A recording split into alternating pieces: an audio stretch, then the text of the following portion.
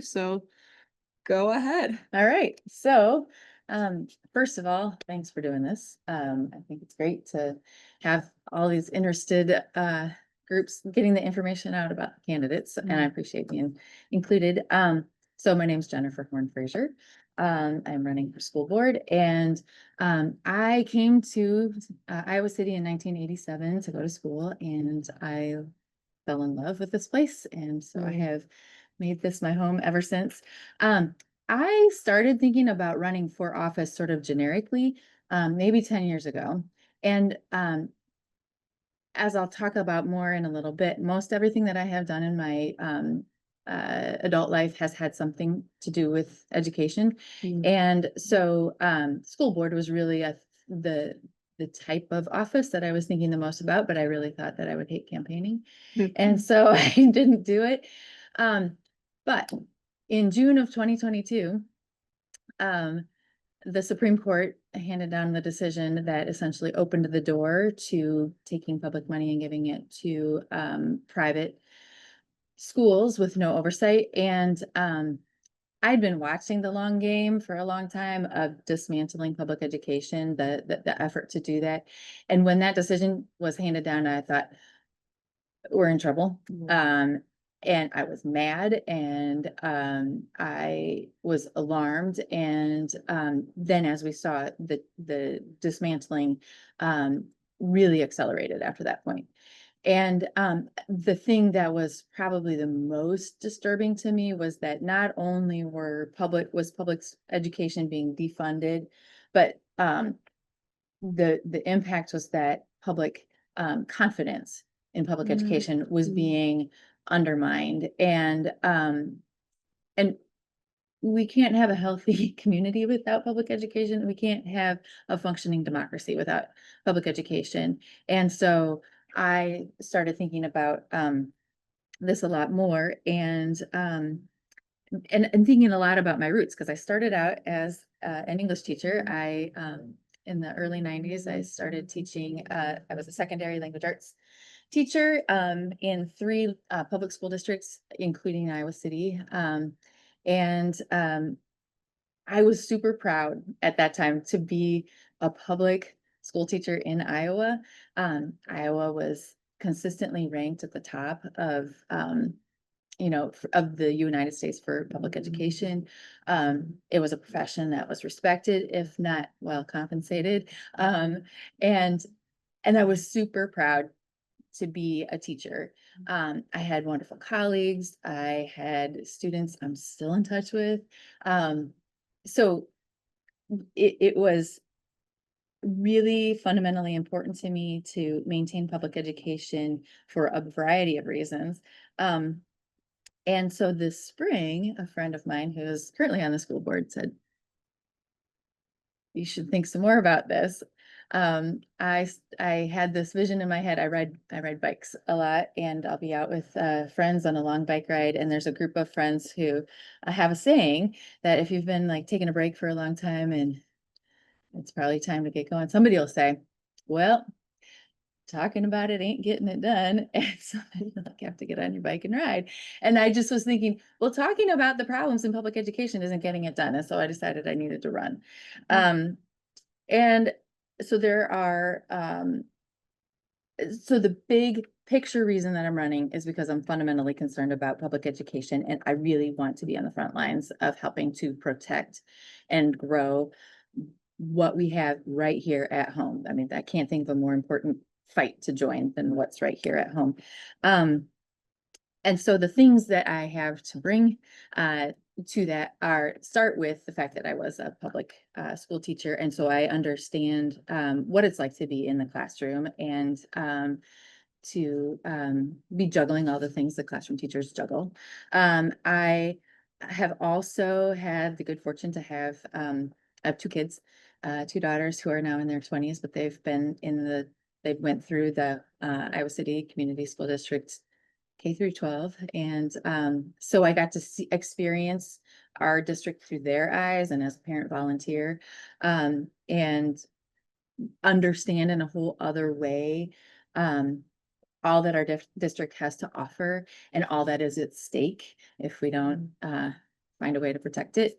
I also have done a lot of things over the course of my career, even after I left the classroom, that are related to public education. I first went to work for an educational publishing company that developed materials that are related to state standards.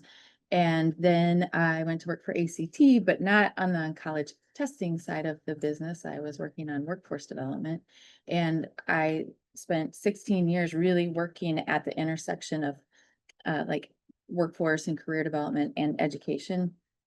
And I developed tests, I worked with state testing programs, I worked with industry partners who are looking at credentialing in manufacturing, construction, automotive. So I had a firsthand view of those like different career pathways for students. Um, and then I started a consulting business that's focused on strategy, and many of my clients have had something to do with education. Like today, I was in Ames working with the ISU Center for Cybersecurity Innovation and Outreach. We developed some training to help develop cyber resilience in what is it, 1,200 political subdivisions across Iowa, the cities, the counties, and the school districts. And so what I have to bring as a result of that is a view of education that's really broad. I mean, I have an education degree, so I was very specific, but then I have been able to work across a lot of different corners of that ecosystem. So that's a perspective that I think is valuable to an organization like a board. You need specialized people, you need broad view. And then the other thing that I've done along the way is taken a deep dive into a strategy method called strategic doing, which is really a method for helping groups of people facing a really complex challenge come together quickly to collaborate, and through deep discussion and that collaboration, innovate and find ways to solve problems that have never existed before or had a solution before. And so I've had a lot of experience and enjoyment in bringing groups of people of diverse perspectives to talk about tough topics. And so I would love the opportunity to bring those perspectives and skills to the school board and be part of the group that's really standing up in support of our district. Yeah, that's great. We've touched a lot on experiences that you bring to the table for this position. So if it's okay, Yeah. maybe moving on to what are your immediate policy priorities if elected? I think that the thing that is most concerning to many people right now is safety. And I see that in two particular categories. One is safety in the classroom for teachers and students. I know that we've had some very highly publicized incidents lately where people were not safe, where there was violence in the classroom, or there was the threat of violence. And we need to do everything we can to make sure teachers and students not only feel safe, but actually are safe. And I think one way to do that is to look more with maybe new eyes, or again, at the continuum of services that we offer to our students. And in the conversations that I've had the opportunity to have over the last couple of months with people in our schools and teachers and students, it sounds like we have some good options that maybe we aren't taking full advantage of. And so we are really doing a great job sort of at the ends of the continuum, but I feel like there may be some opportunity in the middle to take advantage of some other more intermediate steps before we get to the point where there is a big incident. So that's one piece. And so I would like to be an advocate for policy that kind of effort to look at that policy to see if there's a way to fine tune it so we can improve our safety for our buildings. The other thing that I'm hearing about that wasn't even a topic, of course, earlier in the summer is ICE and what happens if there is an effort made by ICE to enter a school. And I'm hearing a huge amount of concern from everybody from people working in before and after school programs to, building administrators. And so I know that there are procedures defined. I think what we need to do is to make sure doubly that everybody in a building understands what the procedures are, what they can and cannot do, and be confident that they know and are ready and are supported if hopefully it's never an issue, but if there is a need. And then I think we as a district need to communicate clearly to our community about that, not necessarily the specifics of a plan, because that's not good practice to say, hey, if this happens, we're going to do. I think we need to find that balance of having a plan, but maybe not publicizing every detail of it, but making sure people feel confident that there is a plan, that everybody knows what the plan is, and everybody feels ready to carry it out if there is, hopefully not, but if there is a need to. So I think those fundamental safety issues are critical to address very quickly. Yeah. And then kind of related to that, what is your plan to address intrusions or meddling from the state and the Trump administration? So I think since we've talked about this, the safety piece of it, I think the other piece that's really important is to be very clear and vocal about our values with respect to human and civil rights.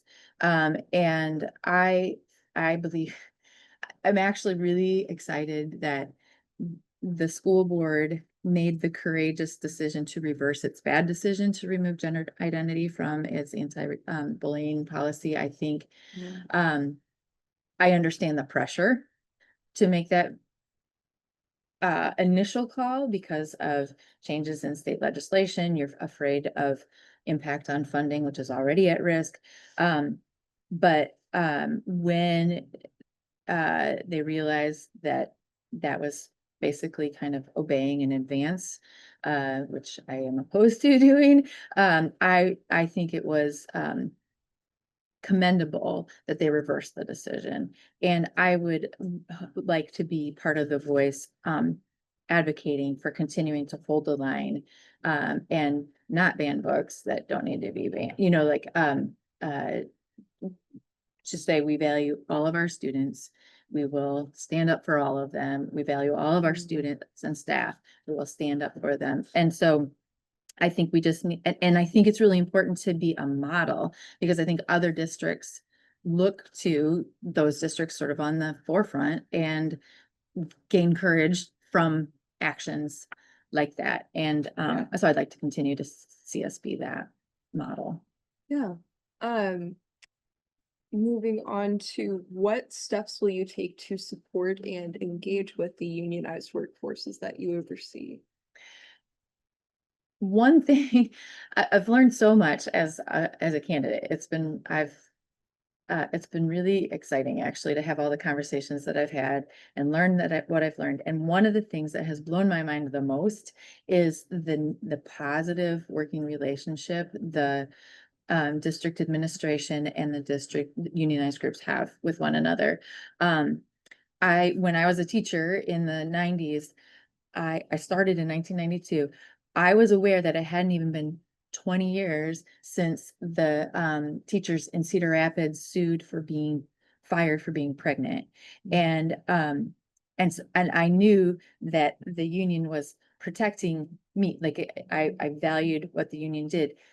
That relationship with the union and the district was much more adversarial, or us versus them at that time. Today, to see how we were working together is just remarkable. And what I would do is to make every effort possible to continue that. And then you do that by continuing to have conversations just on an ongoing basis to understand what the concerns are as they are developing, to have more opportunity to collaborate around solutions. Because I mean, in 2017, when laws were changed and we had to face the fact that we couldn't put certain things in contracts anymore, how do we make our compensation package as not only fair but also desirable as possible? And I think our district has found ways to do that, just to have those conversations and to understand what's important to both sides, and to find a way to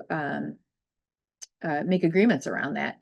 Um, I think that one thing that I know has been done, like, is taking issues that are particularly complex and maybe creating subgroups to talk about them, like health insurance. Like, that's a tough issue. So, like, put some focus on there so that you don't get to, the negotiating table and like have to start from scratch. So I admire what has been done here, and would do everything I could to be part of continuing that good relationship.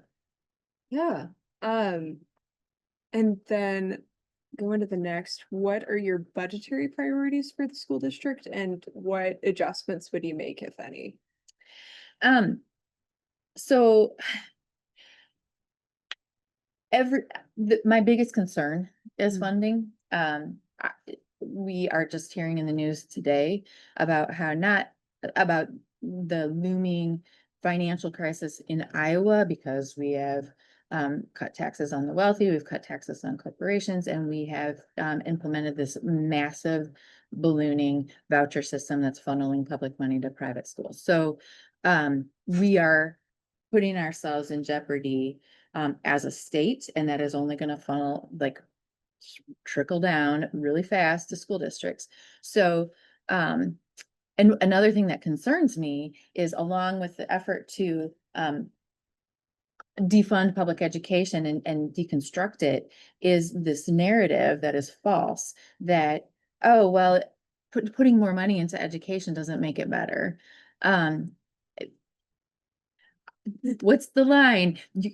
Like, zero money into education and it's fine. Like, it's just a false argument. And we are, public education is where all of society meets. Like, hunger matters in our public schools, housing matters in our public schools, all the things about humans matter in our public schools.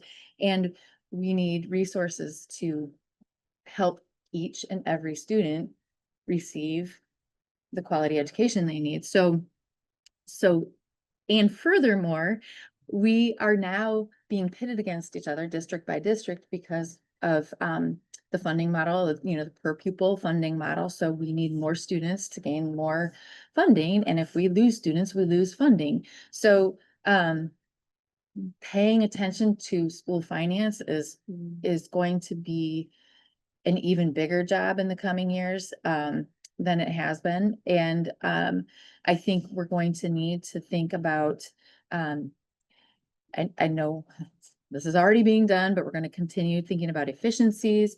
We need to watch, we're investing in new facilities, which is important, and I support, but we're going to need to watch very carefully to see if we're kind of getting out over our skis and need to pull back and look at what's happening with our population and the economy and inflation and all of those things. And I think we're going to also need to look at some other more creative options, possibly related to revenue generation. Like, we're going to have these really nice facilities for athletics and fine arts. Is there a way to create some revenue streams from them when they're not needed for our students, which is the top priority? So I think it's going to be, I don't have answers. I just know it's going to be hard work. And I'm just really, we're going to have to be very, very careful with our school finance management. Yeah. What is the role of technology in the classroom? And just thinking about, like, you have thoughts about cell phone policies or teachers kind of the extent to which teachers should be using technology as an aid tool? Um, Yes. In fact, I had a conversation just last night with my 23-year-old daughter who was expressing some, I don't know if regret's the right word, but, dismay that she and her generation were really among the first to have to navigate life with cell phones as a junior high student. I was junior high then.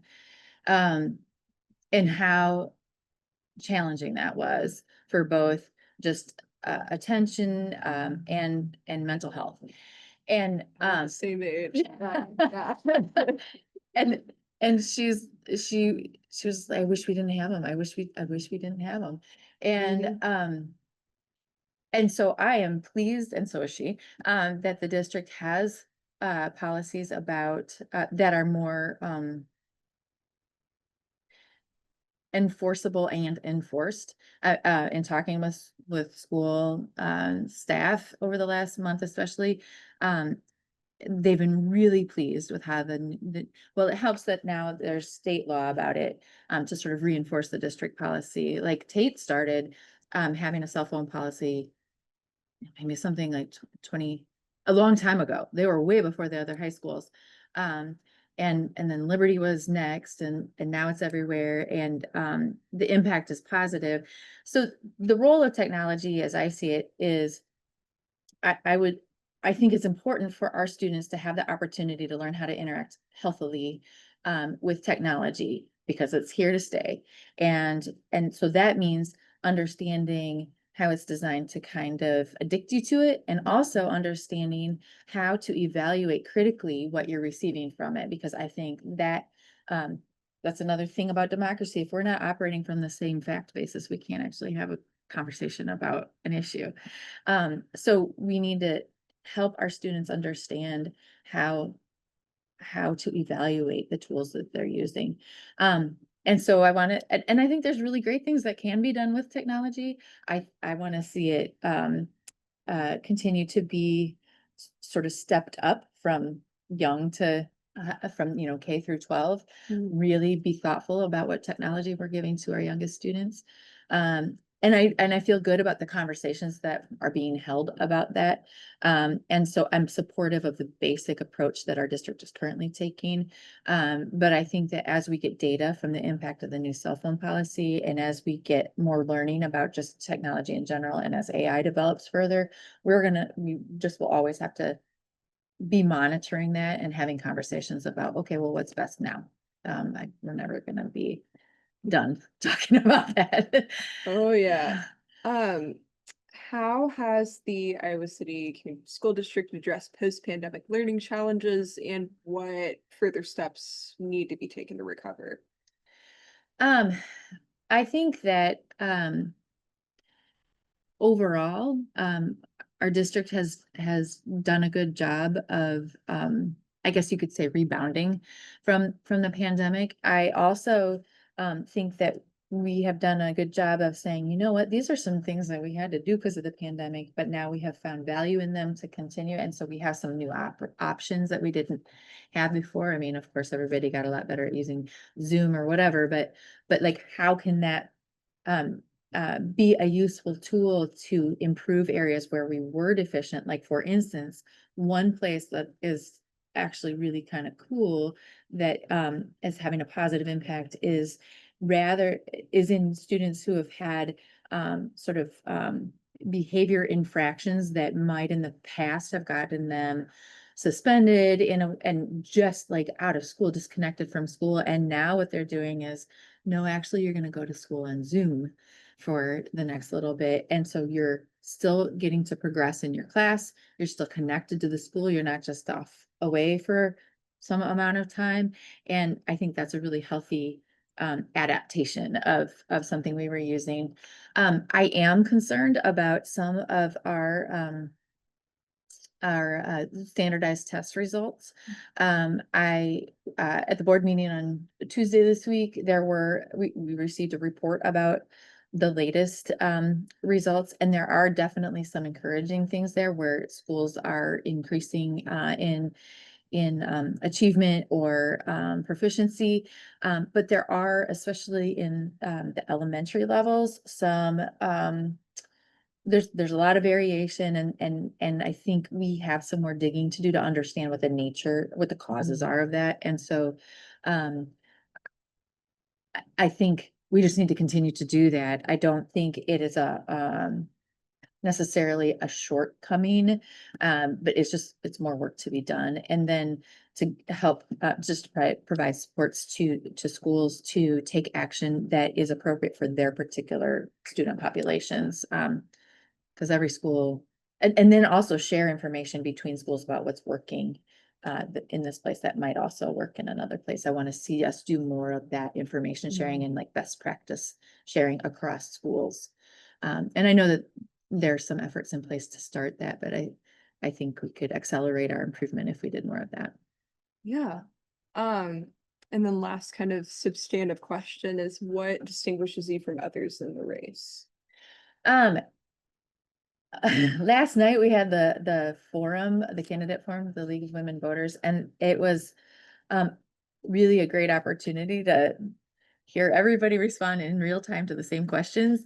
And I already had ideas about what distinguishes us from one another and me from the rest of the candidates, and that this kind of the opportunity last night confirmed that. But two things, and I've already touched on both of them, but one is that I bring a broader perspective of education than I think many of my fellow candidates and board members have had the opportunity to develop.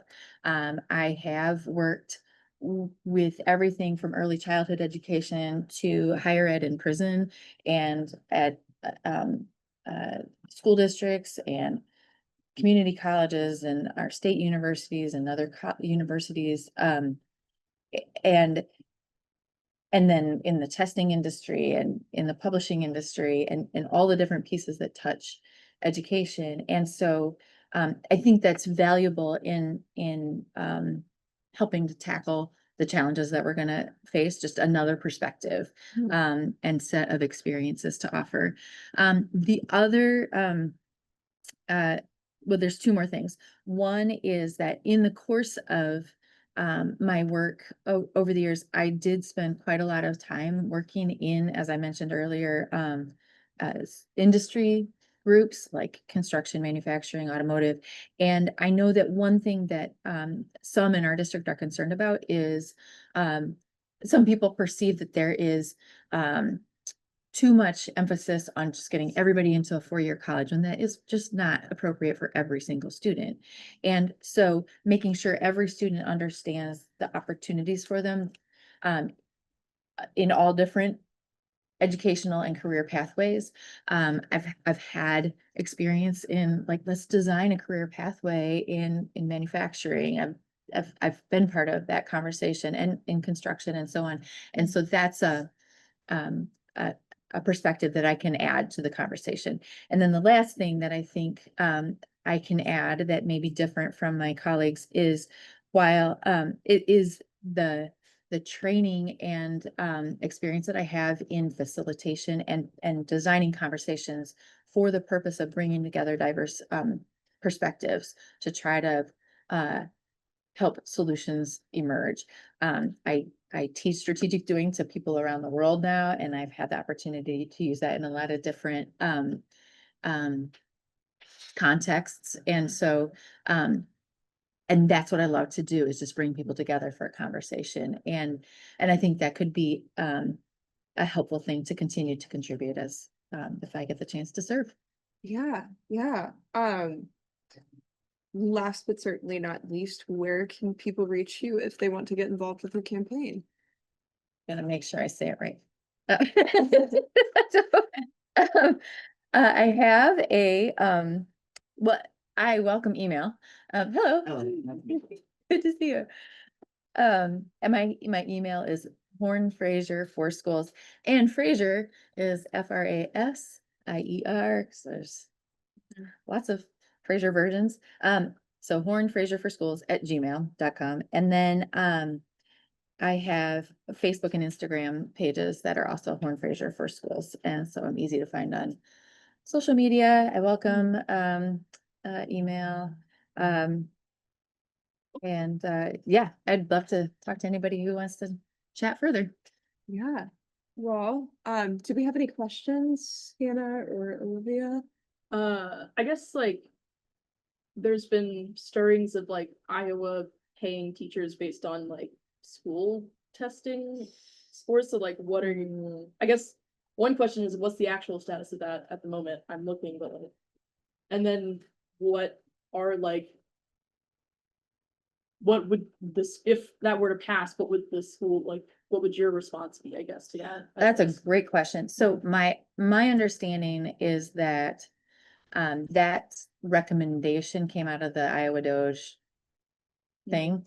And so my understanding is that the next step is for the next legislative session to be considering proposals around that. So I think we have to wait and see what comes out of that.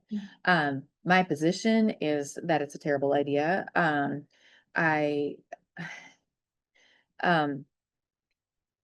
worked in the testing industry for 16 years.